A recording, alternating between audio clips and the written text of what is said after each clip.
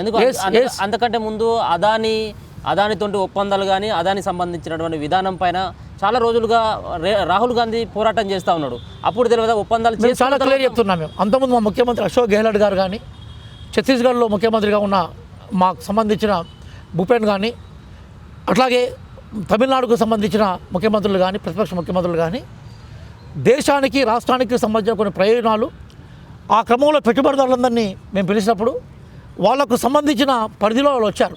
కానీ మిగతా రాష్ట్రాల్లాగా మేము అదాని ఆడిస్తే ఆడే బొమ్మల్లాగా మేము ప్రయత్నం చేయలేదు. ఉందాగా పెట్టుబడిదారులు అందరితో మాట్లాడినట్టుగానే మేము మాట్లాడినాం.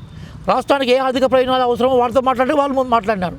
అదే టైంలో అదాని మా దగ్గర ఉన్న స్కిల్ యూనివర్సిటీకి కొన్ని డబ్బులను బేసికల్గా గుడ్విల్ కోసం ఇచ్చినప్పుడు దాని మీద కూడా బేసికల్గా అనుమానాలు ఉన్నప్పుడు అది మా రాజకీయ సిద్ధాంతాలకు వ్యతిరేకంగా ఉన్నప్పుడు దాన్ని రిజెక్ట్ చేస్తాం. అది రేవంత్ రెడ్డి మనగానితనం.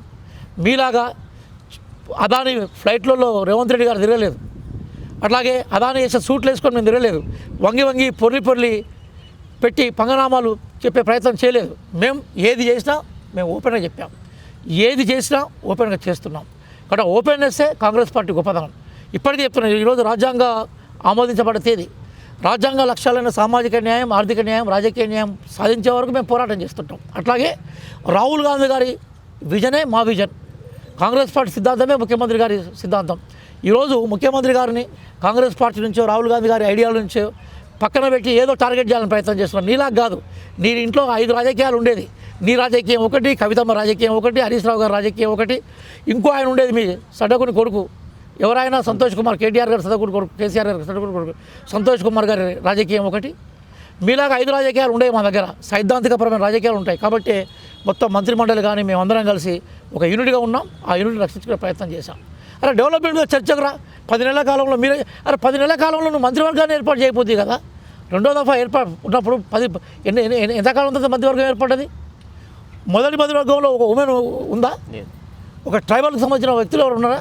అరే క్లియర్ కనబడుతూ ఉన్నది కదా. అంటే నువ్వు బేసికల్గా ఈరోజు నువ్వు ఏదైతే తప్పులు చేసావో ఆ తప్పులను మేము సరి చేసుకొని మంచి పరిపాలన ఇచ్చే ప్రయత్నం చేస్తున్నాం. మిస్టర్ కేటీఆర్, ఆకాశం మీద ఉమ్మివేసే ప్రయత్నం చేయకు. ఆకాశం మీద ఉమ్మేస్తే ఏమవుతుంది? మీ మీద పడుతుంది. ఇప్పుడు కేటీఆర్ పరిస్థితి, గతంలో వాళ్ళు ఏవైతే తప్పులు చేసినారో వాటి సరి చేసుకుంటున్నాం. కాబట్టి ఆ తప్పుల్ని ఆయన మళ్ళీ ప్రశ్నించే ప్రయత్నం చేస్తున్నాడు. అది రైట్ కాదంటున్నాను. నిజంగా నీకు బాధ్యత ఉంటే ఈరోజు చాలా ఇబ్బందులు ఉన్నాయి. పెట్టుబడిదారు రంగం విపరీతంగా విజృంభిస్తున్నది. సామాన్యులు బలైతా ఉన్నారు. ధరలు విపరీతంగా పెరిగిపోయినాయి. కేంద్ర ప్రభుత్వం మొత్తంగా పూర్తిగా మొండి వైఖరి, మొండి చేసి చూపెడతా ఉన్నది. ఇది నుంచి మనం బయటికి రావాలి. కాబట్టి నిజంగా మేము కేంద్రంతో పోరాడతాం. నీకు దమ్ముంటే వచ్చి సహకరించు. కానీ విమర్శలు మళ్ళీ చెప్తున్నాను, పిల్లి అరుపులకు, పిల్లి శాపనార్థాలకు ఉట్టి దగ్గర మీద పడది. ఈరోజు ఆయన మా ఉద్దేశంలో ఒక పిల్లి శాపనార్థాలు పెడుతున్నాం మా గవర్నమెంట్ మీద. ఉట్టి దగ్గర మీద పడేది లేదు, పడితే నీ మీద పడుతుంది. జాగ్రత్తగా ఉండని చెప్తున్నాం మేము. ఒక పక్కన రాష్ట్రంలో ప్రతిపక్షాలు చెప్తున్నటువంటి అంశం ఏంటిదంటే పోలీసు రాజ్యం నడుస్తూ ఉంది.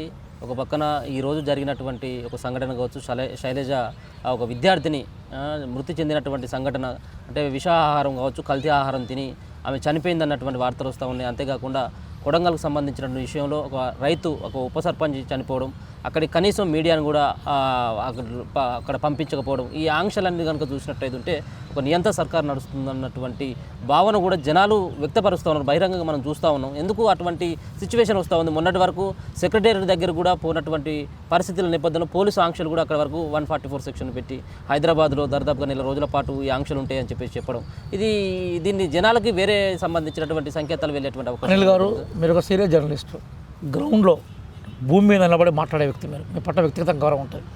ఒక్కసారి మన వీడియోను ఒకసారి విజువల్ చూపెట్టండి. ఇక్కడ పోలీసులు కనబడుతున్నారు.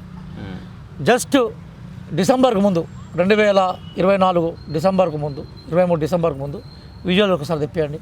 ఉస్మానియా యూనివర్సిటీ నిండా పోలీసుల పదగట్టాలు, నిర్బంధపు సంఖ్యలు, అరెస్టులు, ఇంకా మనం నిలదీస్తే లాకప్లు ఇప్పుడేం కనబడతలేవు కదా. ఇదే ఉస్మానియా పచ్చదనంతో అద్భుతమైన విశ్వవిద్యాలయం ఒక విరసం పైన రెపరెపల ఆలోచనలతో ఉస్మానియా కనబడతా ఉన్నది.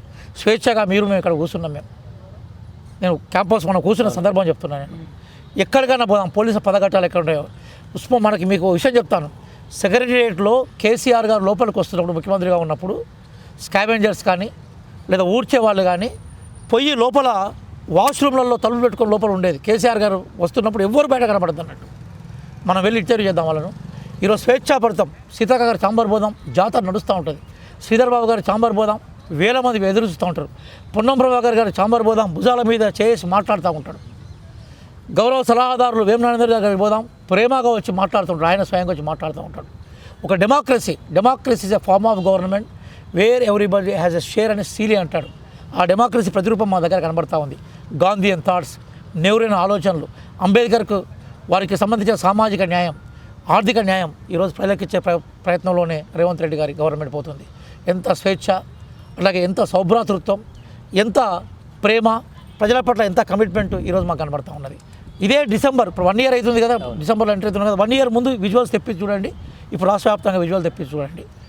కొంతమంది టీఆర్ఎస్కి సంబంధించిన బీహార్లు అప్పుడు వంది వాగాదులు లాభాలు తీసుకున్న వాళ్ళు, పైల పేరు చెప్పి పూర్తిగా రాష్ట్రాన్ని దోపిడీ చేసిన వాళ్ళు, రహస్య ఒప్పందాలు కుదుర్చుకున్న వాళ్ళ పట్ల మేము కర్కశంగానే ఉంటాం. మేము ఈరోజు వాళ్ళ ఉపాధి పోయింది, బ్రోకర్గాన్లు పోయింది, టోటల్గా ప్రజా పరిపాలన బయటకు వచ్చింది. కాబట్టి టీఆర్ఎస్కి ఆకాశంలోకి ఎగిరే అవకాశం లేదు, భూమి మీద ఉండే అవకాశం లేదు. త్రిశంకు సగర్లో డొమ్మరగడ్డలు కొడుతున్నారు వాళ్ళు. ఈరోజు మాకు బఫూన్లో కనబడతా ఉన్నారు తప్ప రాజకీయ నాయకులుగా కనిపించట్లేదు.